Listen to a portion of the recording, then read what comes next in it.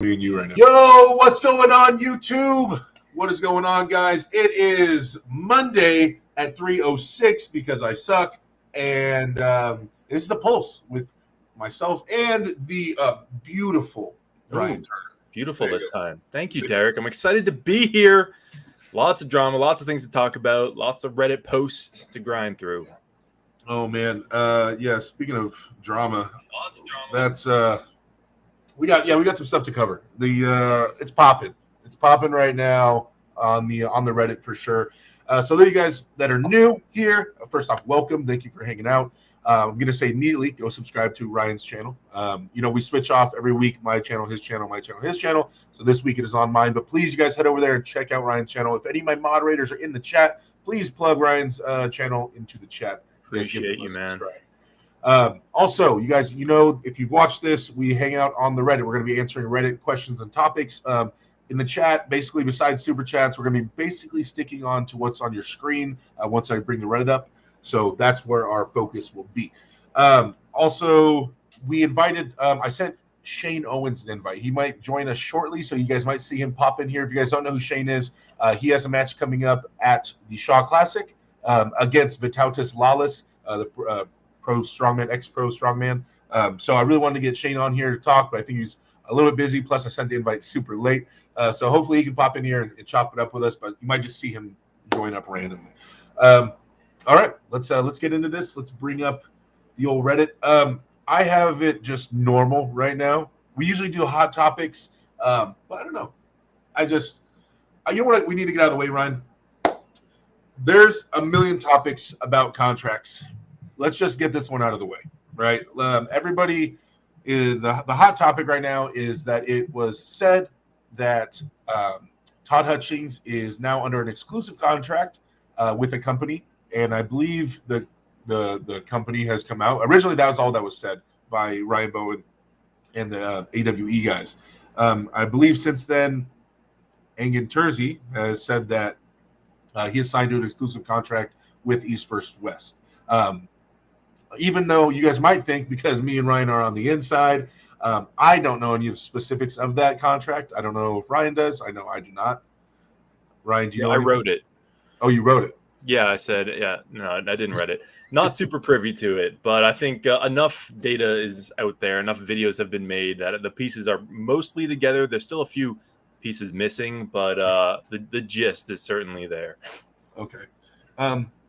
Well, first off, what are your thoughts, Ryan? What are your thoughts on this contract thing? Maybe if the people watching here are new, the reason the term exclusive contracts is so everybody's staring at it. It's raising so many eyebrows. Is that before pre-COVID, there was two giant leagues, if you guys are brand new, called WAL and PAL. Basically, WAL was all North America, and PAL was Europe and the rest of the world, basically. But they were all the athletes were under exclusive contracts, so we could never see matches like Devin versus Levon or any of these big matches because they weren't allowed to arm wrestle each other, and that went on for years, and it sucked. So that sucked. Now the leagues themselves were awesome. Everybody would buy those pay-per-views and things like that, but you would never see their champions versus each other. So after COVID, when both those leagues kind of disappeared, now we get things like East versus West and King of the Table, where everybody was free to roam around and arm wrestle each other, and it was like the golden age of arm wrestling, and that's when it really started popping off with social media and stuff like that. So a lot of people don't know the hard times we went through in terms of as a viewer to be able to see what everybody versus everybody with no restrictions whatsoever. So now restrictions potentially might be getting put back in place, and that's what a lot of people are afraid of, and so that's why it's such a popular topic. Anyway, Ryan, what do you think? Yeah, hard times indeed. Those were arguably the dark ages of arm wrestling, and we are now pretty universally accepted as being in the golden age of arm wrestling. To all the pullers who have entered the sport in the past couple of years, you don't know how good you had it, right? Because like Derek said, we had the WAL in North America and then the PAL in Europe and Asia, and those things, they just could not cross-pollinate at all because of exclusivity contracts. So then all of a sudden we all wake up to a bunch of posts about this exclusivity contracts happening at King of the Table and East First West. A lot of stomachs turned. A lot of people got nervous because, again, the only reason East First West and King of the Table can happen is because COVID knocked out all the exclusivity contracts. They all expired, and that opened the doors to the incredible promotions that we have today. So people are like, oh, it's hypocrisy to now have your own exclusivity contracts. It's going to bring us right back to where we were before. And I wish it would. And then you have people on the other side being like, no, this is what we need. This is East versus West should have this. They should have had it sooner. It's crazy that they didn't. So you kind of have this divide. And I wish it was as black and white as that. It's not, though. The first thing, and jump in anytime here, Derek, because I've been watching every video I can on this, trying to get as much info as possible. But my take is, well, first of all, this was going to happen no matter what. Like, if you know business, everyone's like, why isn't Under Armour coming into arm wrestling? Why isn't Nike? Why isn't Red Bull? Well, think about what that conversation is going to be like when they're meeting with Engen. Nike comes in and they're going to say, all right, so we're going to have Levon wearing a Nike shirt for how many matches a year? Engen would be like, I don't really know. It depends. And they're like, okay, well, Devin Larratt's going to wear the Nike hat, right? And they're like, well, maybe, unless another organization buys them up. And you can't attract sponsors if you don't have contracts and assurances of how much exposure your brand is going to get. So that's the first thing. This was going to happen. If arm wrestling is going to go to that next level, you're just going to have exclusivity contract. You just have to. It's the only way you're going to get advertisers, because advertisers are buying advertising space. And if you don't have a contract, they don't even know what they're buying. So this was always going to happen. I'm not surprised it was always going to happen. Is the right time now is the question. And that's where it gets interesting, because I love East versus West, obviously. I work for them. I've gone to 2 of the events. I love the promotion. If anyone was going to do this, I think Engen is a pretty good pick, right? He's proven to be a true arm wrestler, wants the best for the sport, and the dude works his ass off for these events, I'll tell you right now. So not the worst dude at the helm here to be doing exclusivity contracts. The concern, as far as I am concerned, is do they have the funding to get enough of them? And I'll explain what I mean there. If they only have okay, we'll get Todd Hutchings on contract, we'll get Levon, Devin, maybe 5 to 10 people, and that's all they can do right now.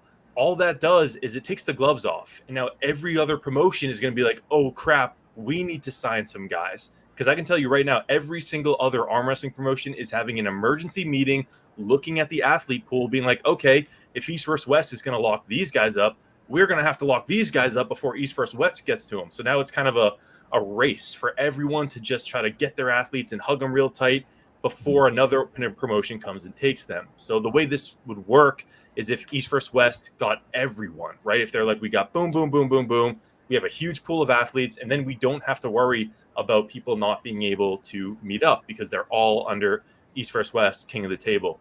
But my worry is that they might only pick a few people, and then all of a sudden AWE, they sign Dave Chafee, right? They offer him a bunch of money, and they're like, that's our guy. We got Dave Chafee. And then, whatever promotion, Monster Factory, they're like, oh, we got Angarbayev, right? We got him on an exclusivity contract. Not that they really do a lot of international, but you see what I'm saying? So yeah. If you're gonna take the gloves off like this, you better, if you're gonna shoot for the king, you better not miss, kind of deal. So that's what I'm worried about, and we are going to see it. Mark my words right now.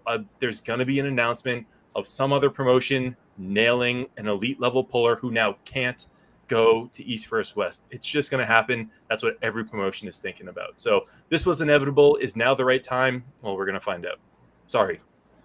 Yeah, I mean, you make a lot of good points. I mean, it is inevitable as time gets grows and promotion gets bigger. And once a promotion reaches a certain point where they're trying to even get bigger and move on to television or attract gigantic sponsors, then I think that those conversations are inevitable for sure. Yeah.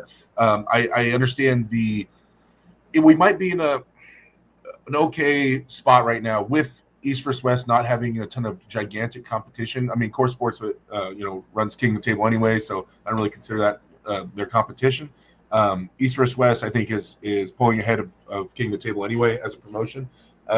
So I think that it's not 50-50, 2 big bulls fighting each other. It is East versus West, and so hopefully that if they're going to do this, and hopefully they get everybody right. Hopefully they do unify all the top guys, all of them, and they get them all under one umbrella, and so we can still be able to watch the top guys go after each other, and it's not chopped up. That's the hopes. As an athlete, I've been offered a few contracts over the years. I said no to all of them. Unless somebody is willing to pay me life-changing money, money where it is my job now. Me giving up my ability to arm wrestle whenever and wherever I want is very important to me, right? This is my passion. This is my heart. And so if I can't go down the street and arm wrestle my buddy's event, then it better be well worth it, right? It better be, this better be my job now. This pays all my bills. But if I get offered a contract, and I'm not saying I'm going to, much potential, as an athlete, if I don't get offered a contract that's big money, like, I don't know if I'll sign away my passion, my hobby, my favorite thing for nothing. I've heard of WAL signing people for like 10, 15 grand for 3 years, and they get like 1-2 matches in all 3 years. I know Ian Carnegie had some crazy thing where he arm wrestled like twice in 3 years, and he was under contract and he couldn't go anywhere else. Like, if for that to be potentially done to me, man, it'd have to be some crazy money. You know what I mean? Where that's I don't have to work a regular job anymore. And I don't know if the sport is at that level, or if East vs. West is at the level to be able to offer that kind of money to people. You know what I mean? So that's some worries. Like I said, I don't know anything about the contracts individually, or how much they can actually offer, or what they're asking for, or how much they want to own anybody. But I know that this is something I'm concerned about. Oh, okay, just popping in here, we got the man himself, Mr. Shane Owens. Hey, what's up? What's going on? Do you look grizzly? What's up, fellas? What is up, man? Hey, I'm trying to get this worked out. I can barely hear you. Hold on a second. All right. So, Shane, basically what this show is it's based on Reddit. I don't know if you've ever been on Reddit. It's like a community where everybody just posts talking about arm wrestling. So every Monday, me and Ryan here, we go over all of Reddit, talking about different topics that have to do with arm wrestling. We kind of just go down a list, and we share our opinions and about all the different stuff. Wait, oh, you muted your mic, Shane. All right. So right now we're just on the most popular topic in all of arm wrestling. I don't know if you've heard about it at all, which is the exclusivity contracts. They just signed East vs. West apparently just signed Todd Hutchings to an exclusive contract, meaning he can only arm wrestle East vs. West now. So remember, before COVID, we had that with WAL and PAL, but now it's maybe becoming a new thing again. What are your thoughts on the exclusivity contracts, or have you thought about that at all? Hey, hold on a second, man. I'm gonna leave out of here and come back because I can barely hear. Something's not working. Gotcha. All right, maybe move on past this. We kind of got into a little bit. We'll get into the Reddit. Let me bring it up here. I will go. I guess I'll do the top stuff for this week, you guys. If you guys are not on the Reddit, the subreddit for arm wrestling, please go check it out. It is actually, how many people do we have right now? 17.5 thousand active members on the Reddit, the arm wrestling Reddit. So, all right, we'll let Shane pop back in here. But for now, starting at the top, it's Ermes versus Devin. The posters are looking sick, by the way. So, dude, my man's soul is killing it this round. What are your thoughts on this match, Ryan? What do you think happens to this? In this match? Yeah, what do you think? Who do you got? There's kind of two roads you can take. You can either compare them both against Dave Chafee, in which case Devin's going to absolutely destroy Ermes, or you can compare both their performances against Levon, in which case Ermes is going to destroy Devin. So, dude. Or against Gennady. Yeah. Right. Yeah, no, there's plenty of data to cross over here. I can see Devin cracking his wrist, and then Ermes flop pressing similar to Levon. I mean, Devin's been training his pronation. He's been posting some of his lifts. His wrist or his pronation looks unbelievable. Ermes' wrist is somewhat vulnerable, I guess, if you want to call it that, after Levon. But now he has that flop press option, which Devin has been somewhat vulnerable to. On the other hand, I guess if you look at Wagner. But yeah, I don't think it's a sweep either way. I do think Ermes is going to ultimately take the L. I think he is ascending quickly. It's not quite enough for Devin. But what do you think? Really? So I have people, obviously, I've talked about this a lot. Everybody has. I have Devin as a slight favorite. Now, I can admit that Ermes is a stronger human being. He is younger. He is more explosive. And he's hot right now. Devin has a way of making things happen, and he has a few areas where he is really strong and really sticky and weird. And so I'm thinking that in the hand and wrist over the course of a super match that Devin might find by round 2 or 3 a way to stop Ermes or slow him down, and kind of put the brakes on him and make Ermes have to get a little bit ugly. And when it gets ugly, I mean, Devin loves ugly matches. I think that's his go-to. So I think when the chips are down, Devin might be able to come out with this. So I have him at like a 51-49. Definitely, like barely the favorite, but in my eyes, making money on this. Yeah, I think he can win. I'll have him as a favorite right now. Shane, have you thought about this match at all? Ermes versus Devin? Man, at that weight, I like Ermes, but if it was down at 115, I think Devin's unstoppable at 115. But at that weight, I like Ermes. You think he'll be able to go through Devin's hand like explosive, like top roll, or do you think he's have to flop press and get ugly with it? I think it's going to be similar to what he just did with Jerry. Not really. He kind of shot in that hook, and then drug it over through the hand. I think it's just going to be too much for Devin. Okay. Yeah, right. even Ermes doesn't think he can take Devin's hand. And his live with Engen, he's like, I don't know if I'm going to be able to crack Devin's hand, but it's not going to matter. He's like, I'll send it sideways. Devin's arm is going to open enough, and it's going to be too fast for Devin to even hit a king's move, is what he said in that regard. So we're just going to see explosive side pressure. We saw a little bit inside against Jerry. So Ermes is showing some technical range here, which is awesome. But yeah, it is awesome. Yeah, so don't expect that classic Ermes top roll. He doesn't even know if that's going to work. So it's going to be interesting. Before we move on here to the next topic, actually, I want to give Shane a chance to introduce himself, you guys. If you guys do not know who Shane Owens is, this is the man. I want to bring him on here for a reason. Shane, let the people know, quick bio, where you're from, how long you've been in the sport, what you've done so far, and what things you have coming up real quick. Yeah, so I found arm wrestling through a Juji Mufu video with Devin Larrett 4.5 years ago. Got curious. Got on Facebook, found out there was a team that trained locally, and it just so happened Chad Silvers, 7-time world champion, is the coach of that team. So I started training with them, and then 3 weeks in, I pulled my first amateur tournament, got like 3rd place, got a little hungry, so I kept training with them. 6 months later, I went to my 2nd tournament, broke my arm, first match. Came back from that 11 months later, pulled a pro and an amateur class, won them both. And from there, it's been, just steady ticking away at it. But since then, the team's grown. We now have, Adam Warzinski and Hunter Knobs are 2 high-ranked guys. And Ryan Belanger, y'all haven't heard of him yet. He's out of Myrtle Beach, but he's the number 12 at 220. I think number 11 left-handed at 220 in North America now. He started training with us. So all in all, it's a pretty stacked team, and just steady going up.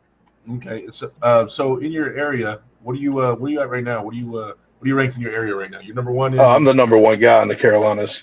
In Carolinas, okay. Yeah. That's right hand and left hand, or just right hand? I think they still have Paul Walther ranked number 1 left-handed. Right. We've never pulled left-handed. I think it'll go about like a right-hand did, just being honest. Okay. I'm a little too strong, but yeah, right-handed, I'm number 1. I got that when I beat Paul back in May, April. And then what do you got coming up, man? Man, you know what I got coming up? Shaw Classic. Yes, sir. Dude, I think got Vitatis Lalis. Yeah. Vitatis Lalis. Yeah. What are your thoughts on that? How you feeling? I think he's the favorite. I'm gonna be honest with you. I think that every time I step to the table, though, I'm not. Some people may say it's humble, but I don't know. I'm just not a very optimistic person, so I get pretty fired up when I step up to the table. Because of that, I have to get my mind right. But looking at his accomplishments versus mine, you would think that he's the favorite. If anybody thinks that I'm the favorite, it's just because of, I guess, what you would call table rust, because he's been out of it and focused on the pro strongman side of it for so long. But Lithuanian national champion, Arm Wars champion, all before he turned pro strongman. And then he won the Arnold Classic strongman, got 2nd at World's Strongest Man. The dude's a tank. He's definitely stronger than me, but I'm happy to put it on our elbows and see which one explodes first. I think it'll be his. So. Hey, I'm excited, man. I think it's gonna be a really exciting match. I mean, one of the reasons I, was telling Brian about you is I think you're a really exciting puller. I think you obviously have a ton of potential, and you're on your way up. You're ascending heavily. So I didn't know anything about Vitaptis. Like I sent you that first video right when I saw it. I was like, I hadn't seen this dude arm wrestle at all. So I'm with you, man. I'm really excited to see this. We have no idea where he's at. I mean, we saw him practicing, but that's pretty much all we've seen. So yeah, Mendogas was chirping too in the comment section of that video. He can catch it after I get done with Vitaptis. Okay. Yeah, but I think yeah, I'm excited for it. It's kind of a win-win for me. We don't know where he's at, Right. what his current form is. If he just blows through me, then we just know he's that good. But if I beat him, it's good for me and my name, realistically. But I think it's going to be good for the sport just being in front of that many people. Yeah, dude, it's gonna be a hell of a show. If you guys haven't looked into the Shaw Classic, there will be I believe it's a pay-per-view. I know there'll be a live stream. I'll be commentating on it. I'm not 100% sure if it's a pay-per-view yet or a free live stream. But I'll be blasting it on my channel and stuff, and the links heading up to it. Ryan, have you looked into Vitaptis Lawless at all? No, but I hate the fact that all these strong men are coming, man. We had the time of being an underground sport where you get to be at that high. It's ending, man. The Brian Shaws, all these people. So I think it's my exciting. boy Nick Stone is the other match. So I could not be more excited, dude. I love that you had a hand in making this happen. So you train with Nick Stone? Yeah. Yeah, I'm real interested in that match. I've got a match with Austin Jaggers in January. Oh, left-handed or right-handed? Right-handed. I know that match is left-handed, but I'm excited for a chance to size up Austin. I know Austin's a little. I know I'm bothering him because he's done sent his buddy Lincoln Munger down to my practice. He tried to slip into one of my practices and all. So I know he's worried. He should be, but I'll get a chance to size him up. So I'm excited for it. Exciting times. Very. All right, we're gonna move forward here in this Reddit. And okay, let's see. This one actually, I mean, I don't need to read the whole thing. It's posted by a Slamerican High Hooker. It says Paul freaking Linn, and it's basically saying that he reached out to Paul Linn. He's a newer guy, brand new arm wrestler, and Paul Linn helped him out because Paul's amazing. You guys had any interactions with Paul Linn? You know Paul? Me?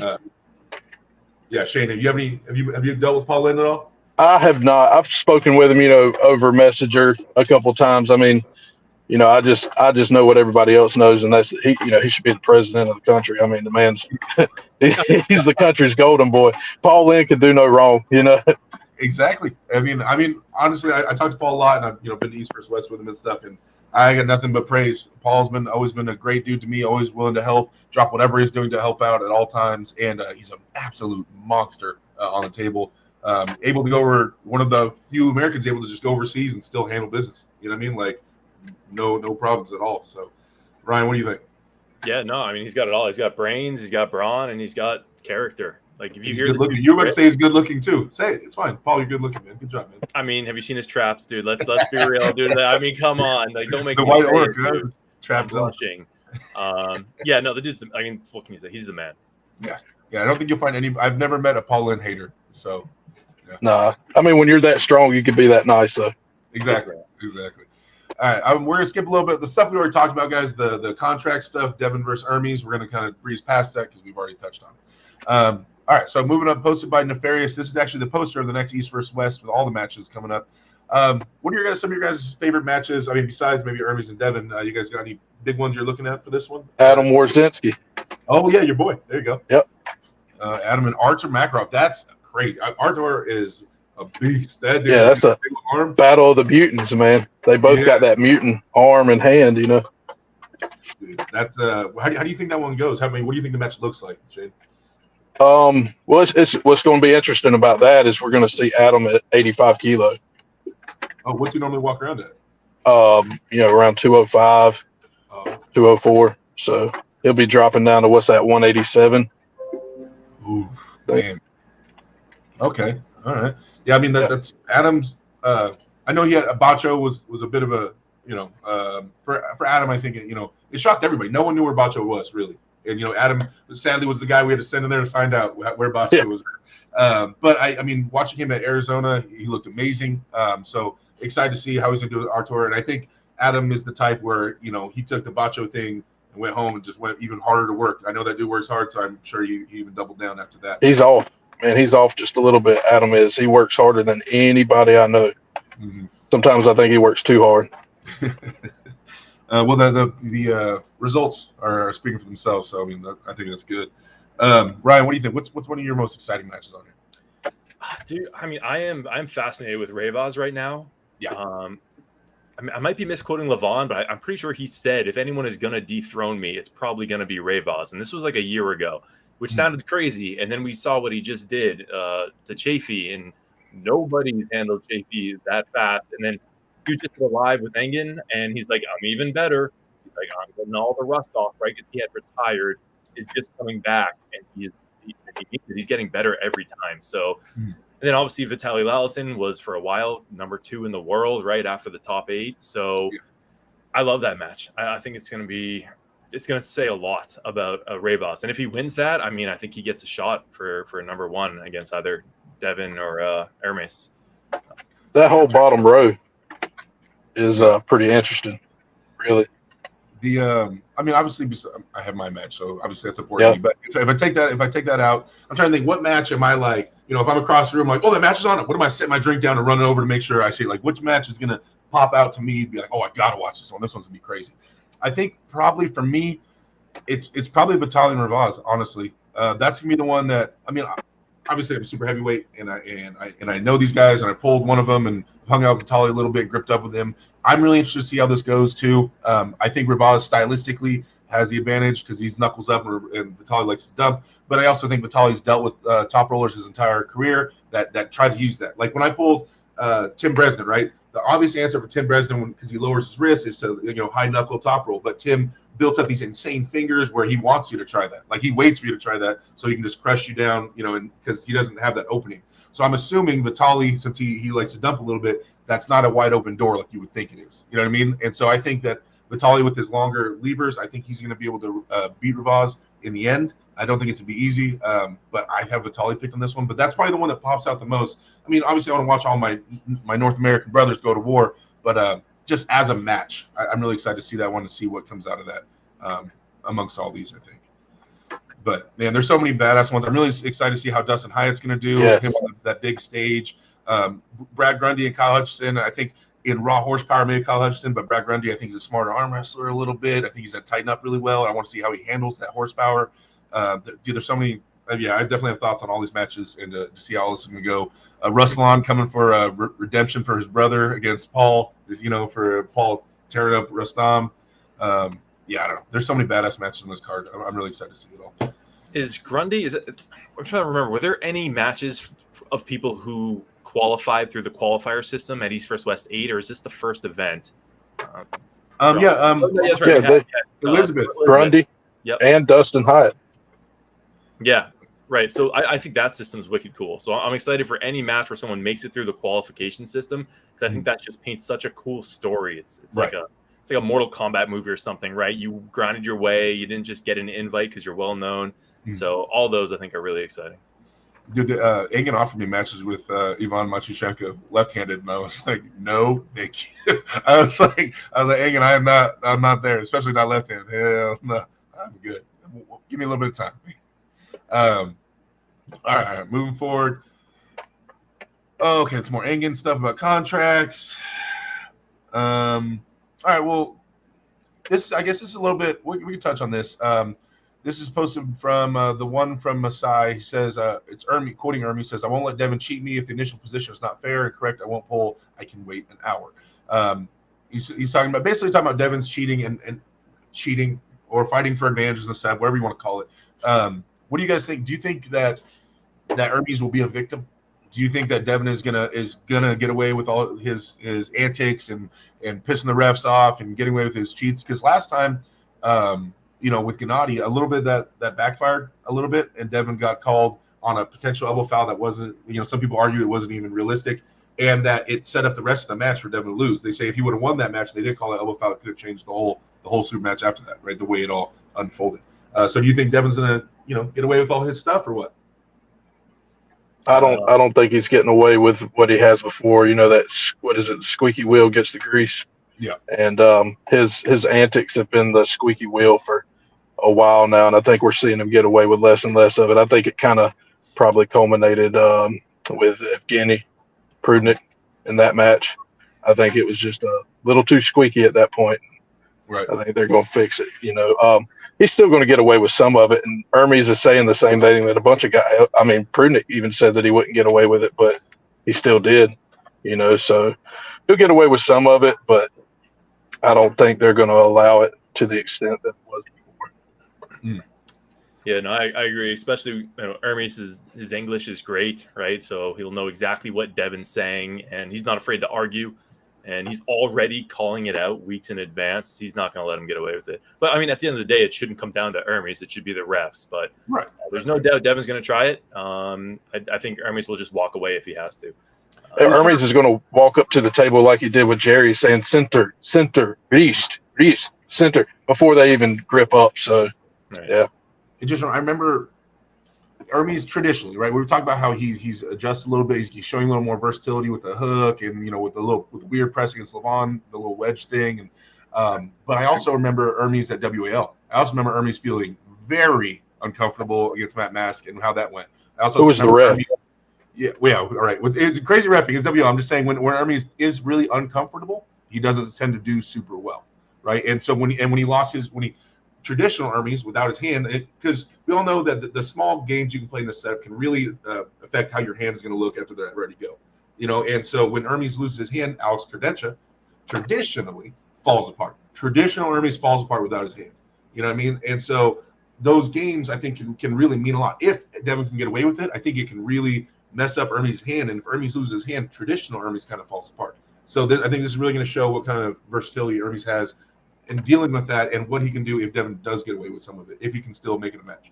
You know what I mean? That's what I'm kind of looking forward to see how it'll. No, that's a fair point. Yeah, because he lost the mask in WAL, but then they had a rematch at East versus West, one of the early ones, right? And won that.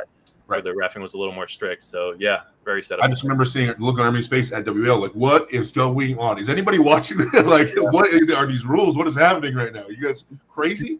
Didn't they after pull and then Ermes was smacking them at the WAL event? And I hope that doesn't happen to him. I'm all about having a fair match, and everything like that. No unfair advantage, but I also understand fighting for, what you want in the setup and things like that. So it's kind of a weird gray area. I don't know. All right, I post about showing their physiques. Devin and Ermes. Ermes is getting pretty thick, man. Devin's looking as he's always looked. Pretty much the exact same. Always ripped and jacked. I got abs like that. Shane, you got abs like that? Yeah, I keep them hid though. I mean, I just try to keep them safe all the time and protected. That's all. That's right. Ryan might actually have abs. Ryan, I'm not going to you on this one. It's not fair. Not right now. All right, more contract talk, more Ermes and Devin talk. Honestly, though, so far in the trash talk between Devin and Ermes, it's stayed civil thus far, for the most part. I think Devin is happy that he got the match with Ermes. Like, thank you for taking this because he didn't have to. He could have said no. And I think Ermes isn't doing too bad. No one's calling each other real crazy names yet or nothing like that, which is a little bit surprising. Why do you guys think it's like that? Why do you think they're not going hard? I think it's because Devin quite genuinely respects the fact that Ermes is taking this match. I mean, Ermes didn't have to. I mean, he's interim number 1 in the world, which is like every arm wrestler's dream, and he just achieved it and doesn't even have time to enjoy it before he's, has to get ready for a match, and he's doing the live interviews and the prep and everything. So he didn't have to.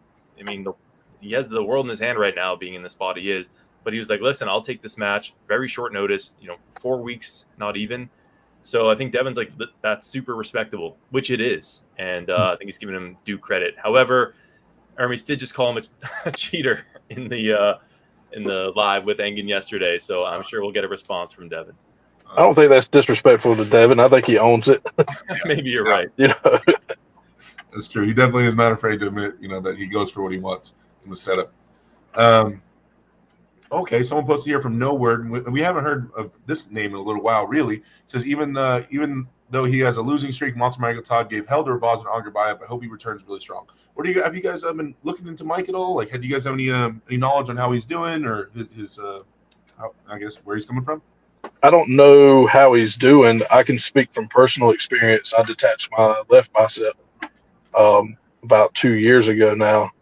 And I will say that when I came back from it, it was stronger than before I detached it. Okay. It was very strong in weird angles, like straight side pressure. You know, it's hard to explain, but I mean, I think it took about 3 weeks before I was stonewalling people at practice after I had, surgery, just 3 weeks post surgery. So I didn't quite follow the protocol that Michael's following. He's definitely going way more in depth with it. So I think it's a very strong possibility that he comes back stronger than he was before. Yeah, I saw he was training with Corey again. Do we know when he's going to be competing again? I'm not sure. I'm not sure he said that. I think he was wanting a smaller named match. He was saying, like, he wanted to be smart about it, not just jump into the deep waters. And I think that's smart. That's that's what he should do.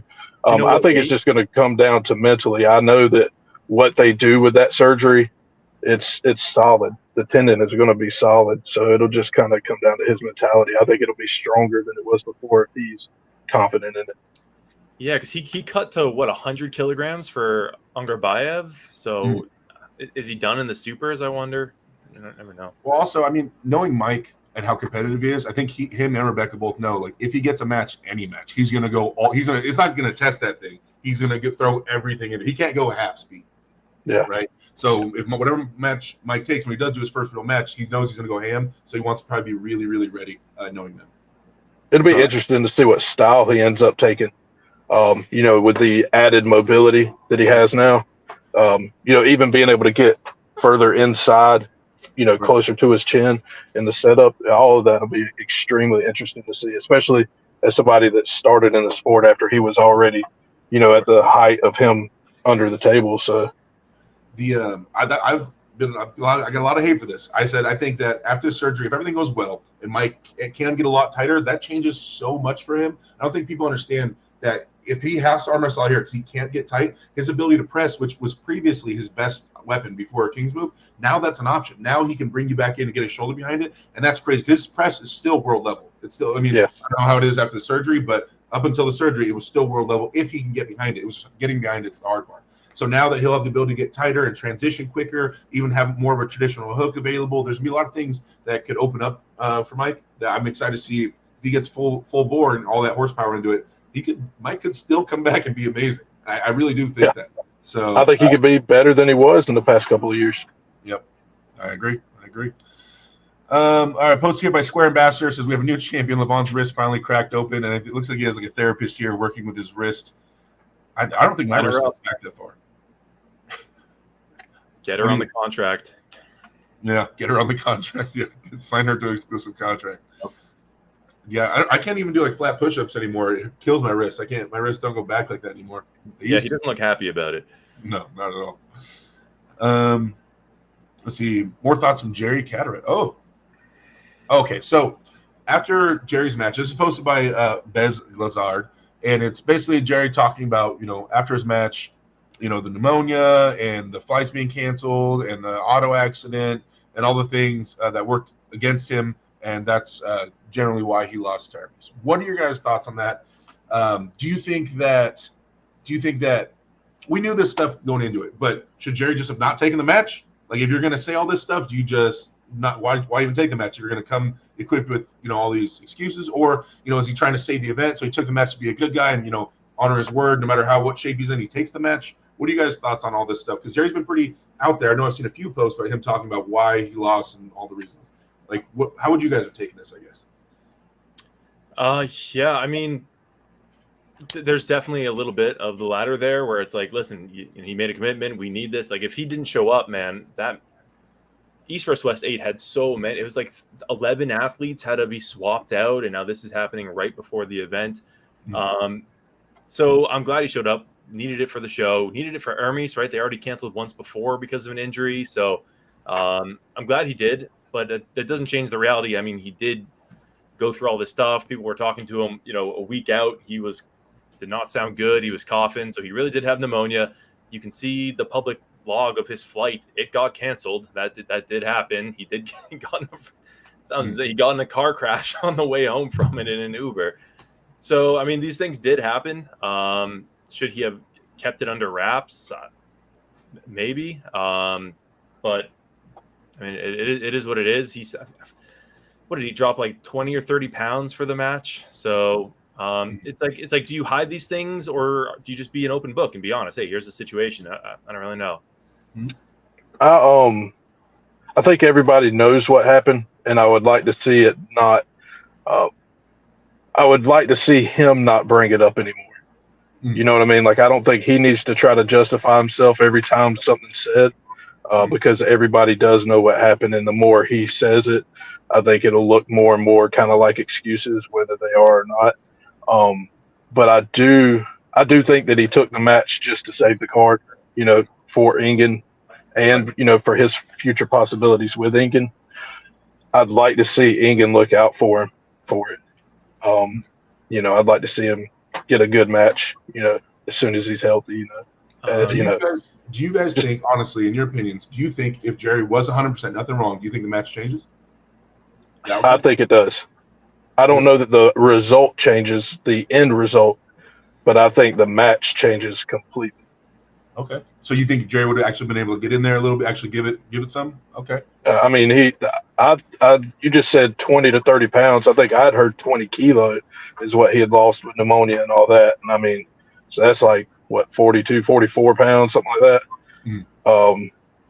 That's a lot of weight. Yeah. That's a lot of mass to lose, and weight moves weight at the end of the day. So. Well, I can say a couple things. I warmed him up before the match in the side room, and I've trained with Jerry for a while, and dude, he was stupid strong. I mean, I'm like, all right, you tell me how much more you want, and he's like, more, and then he would just send it to the side, and it was like, holy cow. So don't take anything away from Ermes. Jerry was strong. Ermes earned that win. The problem really was Jerry never got to use it. Jerry never really hit his spot. He never got to access that power.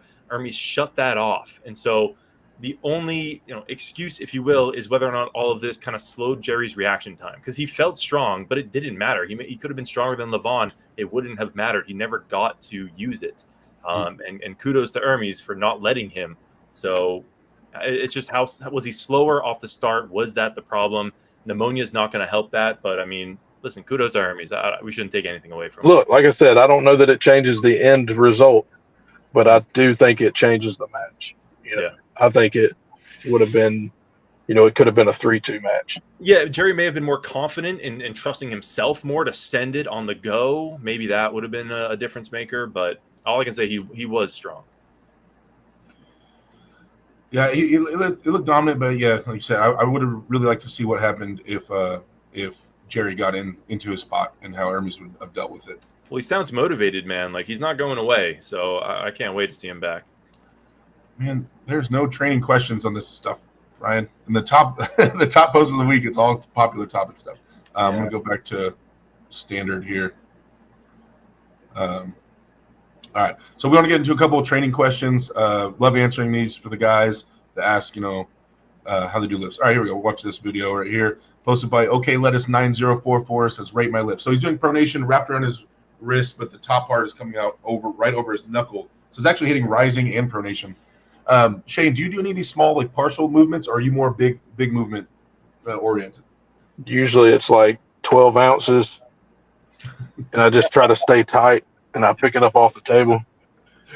I'm not trying to get info for a potential match with you, man. I'm just asking you how you train.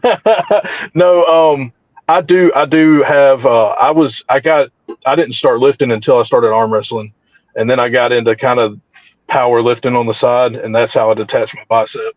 And I was cool with it. I stuck around, and then I ended up tearing my right brachialis. And so I haven't been consistent in the gym in a long time. I've got to fix that. But I do have a table and a pulley set up at home and a belt, and I do the same lifts, just kind of your average arm wrestling lifts, and I just do those throughout the week. Okay. Ryan, do you do stuff like this? Like, it's kind of like a Devin-esque lift, between the legs with a weight stack on the ground and a strap. Do you ever do stuff like this? Not in that setup in my pajamas. But I do. I'm warming up more to that idea of these kind of micro movements, and it's because of a training philosophy that we kind of have at the dungeon, where it's people train at practice all these crazy positions and all over the place. They'll be in a hook right above their own pin pad. They'll here there. 99% of matches are won in the first half second, right? Like you get what you need and then it's over, right? And all the training you do in all these other positions at 3 o'clock doesn't matter, right? It's that first half second when the ref says go, you are gonna win or lose the match. And if you watch a tournament, that's very much the case. That's why it's exciting, right? When there's a war, you hear the announcer go, "Hey, we got a war on table," whatever, because it's exciting and not super common. So the idea of training these really small movements in the starting position, like where you would be at the start, I do see value in it, and I'm starting to add it more to my routine. Yeah. We practice every week, and our team, or at least around here, in this region, is kind of known for having some people consider hard practices, but it's just because we practice ready goes from the time we start to the time we end. There's very little slow pulling that happens, unless it's just you're way stronger and it's a new person. But even then, we still set elbows, set wrists, set hands, ready go, and you just let the weaker person fire off and you catch and you let them work. But if somebody's banged up and they're like, "Hey, let's slow pull," we do that. But I mean, pretty standard at our practices, all 2 rep, elbows down, set hands, ready goes. But we just our mentality is we don't slow pull at tournaments, so we just kind of train how we compete. That makes sense. Yeah, as I'm getting closer to my match, I'm getting more and more into small specifics. Before it was big general movements, big bench presses, and big wide open curls, and now a lot of my lifts are like a couple inch, all starting position stuff, and just trying to get more secure and a little tighter in those spots. So I'm more into the lifts that guy just did. Same thing basically from that guy. Let's see. Pronation lifts. Everybody's doing all these. Everybody follows Devin, man, to the core. The Devin lifts, man. Devin, it's inarguable. Devin is the biggest ambassador for the sport. That's true. Posted by Eliminate. He says, bicep training. What exercise do you guys do for your biceps supinated position? I'm also wondering if weighted partial chin-ups and statics at 90 degrees are enough for bicep hook training. So he's talking about, do you guys do a lot of palm-up stuff, a lot of palm-up curls or training with the palm-up? If it's a bicep day, I mean, I run through the gauntlet. You do your hammer curls, reverse curls, concentrated curls. Just kind of typical. Yeah. Okay. All right. Right. I want to try those Smith curls though. They're interesting. I've been watching your videos on them. I love them. I'm telling you, like driving inside, it just recreates so much arm wrestling pressure and stuff in the supination. I love it personally. But Ryan, what do you think? Yeah, I do. The only time I'm doing any kind of supinated elbow flexion is I'll go on a preacher bench, one arm with a dumbbell, and I'll commit my shoulder in there because when I'm at the gym, I'm trying to approximate arm wrestling as closely as possible. And a lot of times, that's where I am on the table. I'm a few inches above the pad, making that final stand. So that's what I'm trying to emulate, right? Shoulder committed, palm up, and then just go right down to where I'd be about to get pinned and pull it back up. So I'm not standing there. I'm not doing strict curls. I'm not doing things like that. But I will do one arm preacher curls with my shoulder committed in there. So like the classic Devin Larrett hook training 2 video? Yes, I stole it. All right. So I do a lot of palm up stuff. I have a bicep day and then like a brachialis day. So I have a whole day where it's a thumb up or palm down, and then a whole day with everything's supinated. So on my definitely supinated days, I do those Smith curls I post. I'll do flat bar curls. I do concentration curls between my legs. A lot of like partial stuff to fuller range stuff. So yeah, I mean, I believe I don't like being uncomfortable when my hand gets turned up. And then also I don't train a lot of supination, but your bicep controls supination. So my real supination training is when I do palm up day. So I overly supinate dumbbells and I overly supinate everything to help fight supination and my bicep, kind of get 2 in 1 a little bit. But yeah, I believe in it. I definitely believe in bicep training for sure. I know some people, preferably we'd like to have our hand like this at all times and never palm up. I mean, I think it's not the most efficient style, but something I'd rather have it, not need it, than need it, not have it. Type pressure. So I don't know, but I guess it depends on your style. How do I fix a weak hook? I usually top roll, but however, when I face a taller opponent, I can't top roll, so I try to hook, but I would always lose. So any advice to fix it? All right. What do you think? Shane, I know you got a weak hook. Tell me about it. How do you fix it? Hook more. That's what practice is for. Practice ain't for winning matches, man. You know what I mean? It's for getting stronger. So take a piece of chalk, draw a line, right down the half of your elbow pad. Keep your elbow at the front of that pad and dive inside every time. Throw it on the elbow. Just keep hooking. Mm-hmm. I agree with that. I mean, repetitions and stuff with resistance, especially heavy resistance, is invaluable on the table. Ryan, what do you think? Yeah, I mean, you told me a while back, Derek, I was messaging you, and I was a wee little scrub, and you gave me the time of day, and I was talking about doing big compound lifts, and you're like, man, you're not going to know where the weak spot is if you're doing I forget what I sent you, but you basically said, look at it like an engineer, right? Break it down to its component parts and find out what's failing. And I think that's what this gentleman needs to do. I mean, a hook is a complex movement. What is failing, right? So you're going against this tall top roller. Imagine it in slow motion. You start the match. What is the problem? Is he too fast? You can't commit. Are your fingers going? Is your wrist going? Those are two different things. You have finger flexion and you have wrist flexion. You might just say, I'm losing my hand, but it might just be one or the other. What do you sink the hook and then he pulls you open, in which case it's an elbow flexion issue? Are you not dragging? Are you fighting over his elbow pad? So that's what you got to do. Break it down, figure out what exactly is it about the hook, and then train that, right? If it's your finger flexion, train your finger flexion. If you're elbow flexion, etc. So to anyone listening, when you make these kind of posts, be as specific as possible.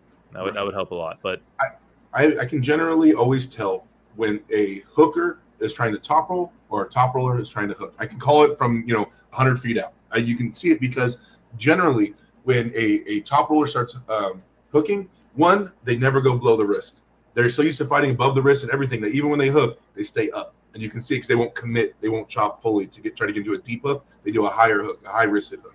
And then the same thing when a hooker decides to top roll, they go way too offensive. They eat into people's hands. They go shoulder. They go way more sideways than they can. They don't find points of leverage. They don't do it beautifully and seek out points of weakness. They try to bulldoze because they're used to being too strong. So you can kind of really see it. But what this guy's saying is he usually top rolls, and he faces a taller opponent. He can't top roll, so he hooks. So what it sounds to me like is that he is trying to defensive hook and catch an active offensive top roller. Now, one of the biggest changes ever, especially when I went from top rolling to hooking, is that once you start embracing a hook, like being offensive, like you are going into it from ready to go, you are hooking, not trying to catch someone. You are still forcing that. It's a world of difference, forcing a hook and being offensive with it rather than just trying to catch somebody, right? So people think, it's all about leading the dance. It's all about you make them hold on to you. And that's same in a hook. It's still same in a hook. I know a hooking, you're like, oh, I got to contain this guy and reel it in. If you're fast and explosive, you can still do that in a hook. You can still drive sideways and forward and up, and you're not gripping the guy and putting everything into containing the dude. You can still be offensive with it. And I think when people start learning how to embrace a hook like that, how to be offensive with it, it can change everything. I thought I sucked in a hook all the time because as a top roller, I try to top roll, a guy reels me into a hook, and then from over here, I try to hook. That's a shitty position to start trying to hook. You start trying to hook from in here, it's a world of difference, right? Than being caught into some horrible hook out here. So I would say just kind of embrace going in, committing their shoulder a little bit, staying tight, driving them outside their shoulder. All that type of stuff can change your world 100%, in my opinion. So, all right, let's get one more. We'll get one more training question in here. Let's see. All right, how long is it? Okay. Posted by Revenue Winter says, I have a few questions from an 18-year-old rookie. I'm about to start amateur arm wrestling. I can hold my own for my body weight, but I find a couple pulls, there's always a bicep pain and numbing feeling down my arm if it's a tougher opponent. If anyone has the time, I can send a PM or an older video to get some technique advice, as well as exercises and stretches to help with keeping the arm agile and durable. So he says he's getting some pain, but he can hold his own for his body weight. He wants technical advice. What are some of the mistakes you guys see newer arm wrestlers, I guess, and if you want to add younger arm wrestlers, getting into that you think is some of the biggest things they should target in terms of growth? Oh man, I mean, I was probably guilty of this too. It's trying to pin when you're new. And you think that's the name of the game, right? I'm out of arm wrestling practice. I should try to pin this guy. And so you just send it. You're in a crappy position, but you're like, oh, the pin pad's right there. Maybe if I just surge, I can get to it. But as Devin likes to say in all his seminars, like, secure everything you need. The pin is the easy part, right? If you're struggling there, you're going too soon. Secure what you need, then go for the pin, right? Sometimes we would do these drills where you don't pin. There is no pinning. You only fight between 10 and 2 o'clock, and that's where the fight is, in order to learn how to hand control, get good position, and then worry about the pin later. So I see a lot of new guys, they're turning into tomatoes trying to pin someone who doesn't even feel them, and then they hurt themselves or have a bad time. Okay. What about you, Shane? I think it just comes down to working through that initial pain, that beginner pain. I think a lot of it comes down to confidence, right? And I think confidence comes from not hurting and being comfortable in the setup.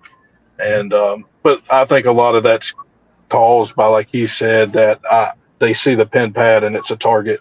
It's like looking where you're going when you're driving. You're going to go where you look, and I think they just see that pin pad and they get down there and, like you said, struggling, and then they want to even just dive in and press over, and even if their hand's gone, all that kind of stuff, and it causes more pain. But I think the big click happens when people finally kind of fight through that new beginner outside, brachialis pain.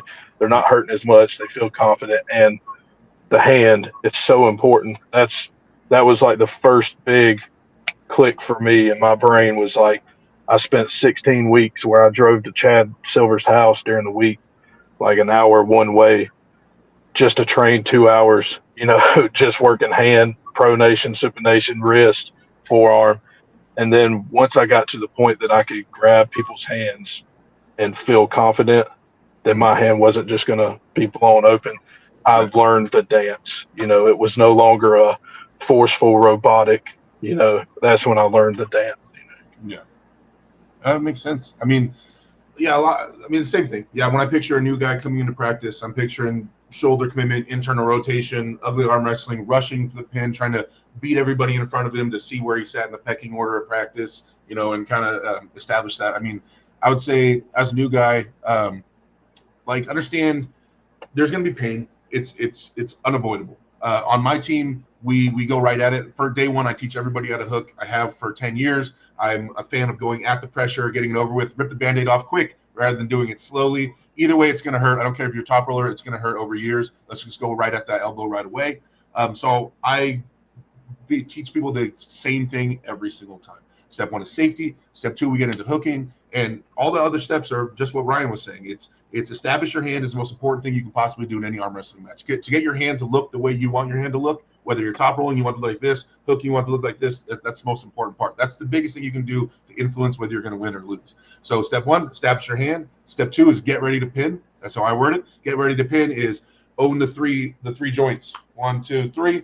Either extend their bicep, get them outside their shoulder, and own their wrist, right? The 3 joints. Own all 3 of those. And step 3 is pin. And pinning is the easiest part. If you've done step 1 and step 2 correctly, you've established your hand, you've owned all 3 joints, then pinning is a small little divot. It's the easiest thing to do in the world. So exactly what you guys were talking about. I think that prioritizing arm wrestling on the table, having fun with it, learning the counters. And that's the thing that gets me addicted to it in the first place. Oh, there's a counter to this. There's a counter to that. I got to go home and train this pronation so I can do this move. I got to go home and train this cupping so I can do this move. That's the fun stuff, right? Go home and do your homework and keep leveling up. And so I think embracing that and just get away from pinning at the beginning. In terms of getting away from obsessing about it and who you can pin and how you're going to pin, embrace the growing part of arm wrestling.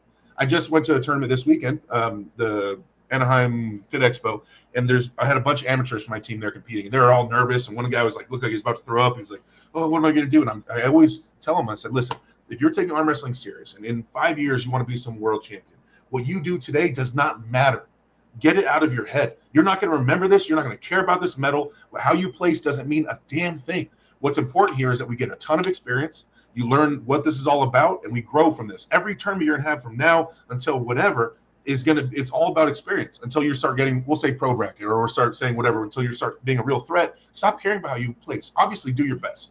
But I'm saying that it's not the end of the world how you can do in this amateur tournament. You're not going to care about this medal. You're not going to care if you get 6th place or 3rd place or even 1st place. It's not going to matter, right? Until you start making money, we're doing it in the big show. That's the goal. Okay, let's go there and learn as much as we can until we get there. That's all that matters. So amateurs get so obsessed on who they're going to pin right now. Let's talk about who you're going to pin in 5 years. Let's get ready for that. You know what I mean? So that's what I think. Well said. Yeah, you got to leave that ego at the door. Yes, sir. I agree. Oh, that's a weird look. All right. So there we go. All right. It is 4:05. We have passed our hour limit. First off, I want to say thank you, Shane, for coming on here, man. I know you got some big stuff coming up. Once again, if you guys are not in the know, that Shane will be at the Shaw Classic heading against Vitautas Lawless, the ex-pro strongman, ex-pro arm wrestler, turned back arm wrestler. It looks like an absolute monster. I'm so excited to see you on there, man. I know you're going to. He's so big. He's so big, man. And I want to show. That's all. I just want to show. That's why I got all 4 of you guys coming. I feel like our frame wise, I feel like it's set up to be. I think we both have like shorter forearms. We both have shorter thumbs, but thick but shorter thumbs. So like when I grip with people, they get uncomfortable having to come down to show my thumb knuckle, and it allows me to keep some height.